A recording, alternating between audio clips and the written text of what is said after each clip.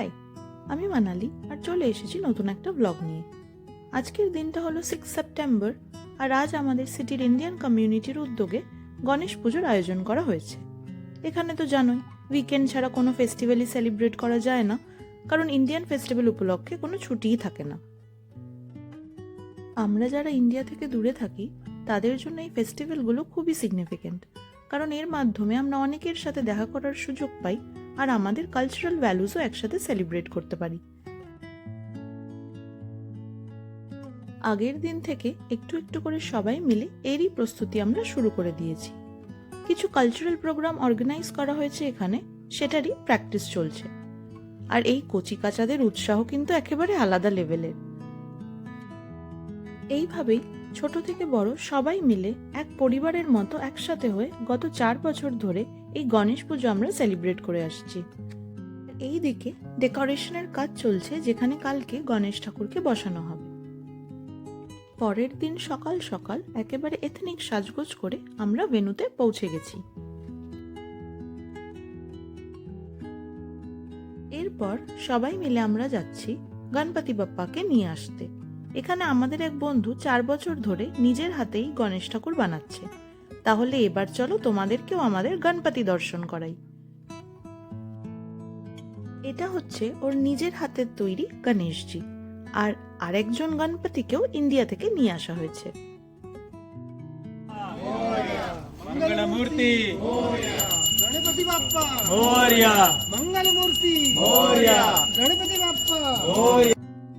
গণপতি বাপ্পা তো এখন দেশের সঙ্গে সঙ্গে এই বিদেশের মাটিতেও পাড়ি দিয়ে দিয়েছে, আর এবার তোমরাও আমাদের সঙ্গে এই মুহূর্তের আনন্দ উপভোগ করো।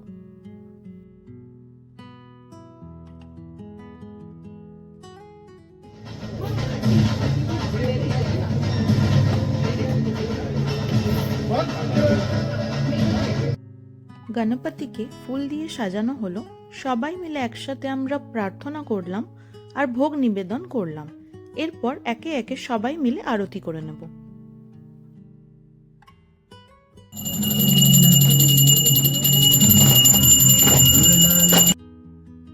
সবকিছু শেষ হলে সারাদিনের জন্য যে ইভেন্টগুলো প্ল্যান করা আছে সেগুলো এক এক করে এবার শুরু করতে হবে। প্রচুর মজার ইভেন্ট রাখা হয়েছে যাতে সবাই পার্টিসিপেট করতে পারে আর এই দিনটা ভীষণভাবে এনজয় করতে পারে।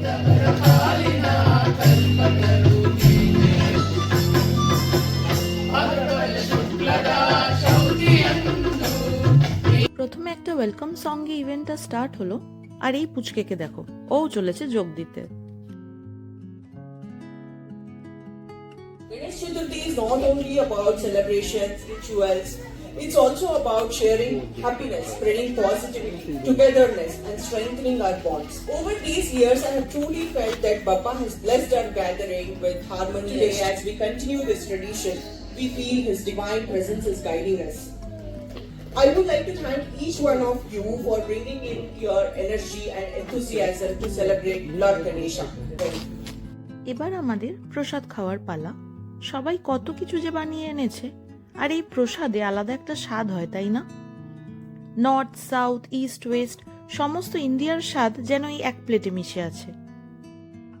এর পরের ইভেন্ট ছিল কুইজ, যেখানে Lord Ganesh, general knowledge, Bollywood সব রকমেরই কোয়েশ্চেন্স রাখা হয়েছিল। Team 1, here is a question. In which Upanishad is Lord Ganesha primarily mentioned? So, option, considered a scribe of which major epic? B. Team A, you can also distract them. Okay, alright, so you get 10 points. এর পরে ছিল ভীষণই cute একটা kids dance. এত ছোট হয়েও নাচের সবকটা স্টেপস ওদের কি করে মনে আছে সেটাই ভাবছি।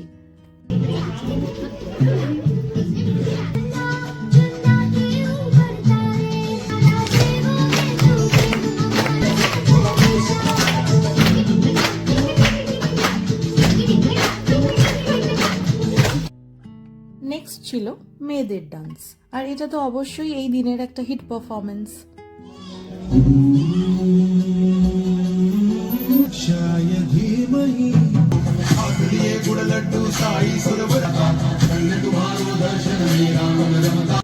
এর পরের ইভেন্ট ছিল ক্লে দিয়ে গণপতির আইডল বানাতে হবে, আর এইভাবে কয়েকটা টিম বানিয়ে দেওয়া হয়েছিল।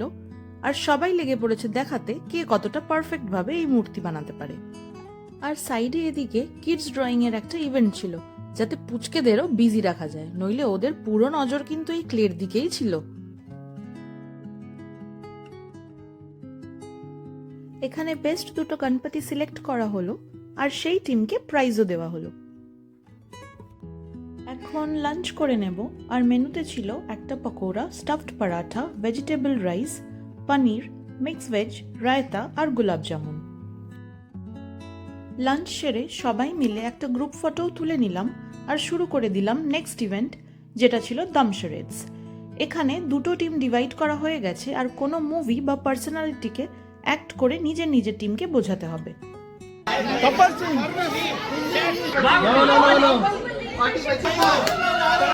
এর পরের ইভেন্টের আইডিয়াটা যার মাথা থেকেই এসছে বলতে হবে সত্যি একেবারে একটা ইউনিক আইডিয়া।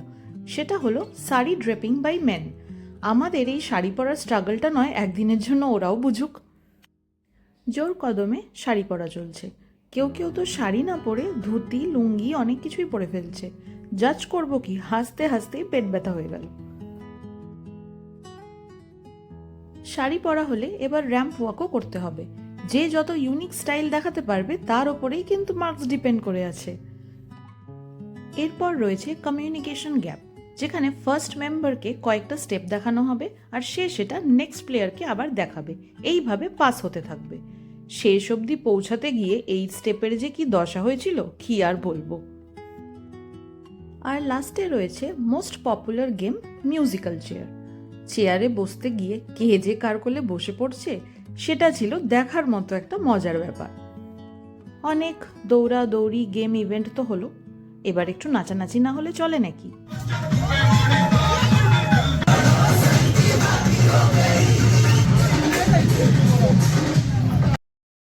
সব শেষে সেই মন খারাপের মোমেন্টটা চলেই এলো, আমাদের গণপতি বাপ্পার বিসর্জনের সময়। সবাই মিলে গণপতি বাপ্পা মোরিয়া বলতে বলতে গণেশ ঠাকুরের বিসর্জন করলাম, আর তারই সাথে অপেক্ষায় রইলাম আবার একটা বছরের। मंगलमूर्ति गणपति बप्पा मंगलमूर्ति श्री गजानन महाराज की जय गणपती बाप्पा पुढची वर्ष আমাদেরই এখন সব জিনিসপত্র আবার গুছিয়ে পরিষ্কার করে যেতে হবে। এখানে এটাই নিয়ম যে যেই হলই বুক করো না কেন ক্লিন করে আবার আগের মতো গুছিয়ে রেখে যেতে হবে। তো সবাই তারই কাজে লেগে পড়েছে। আমাদের এই গণেশ পুজো সেলিব্রেশন কেমন লাগলো তোমাদের কমেন্ট করে জানাও। আজকের মতো তাহলে টাটা, দেখা হবে পরের একটা ব্লগে।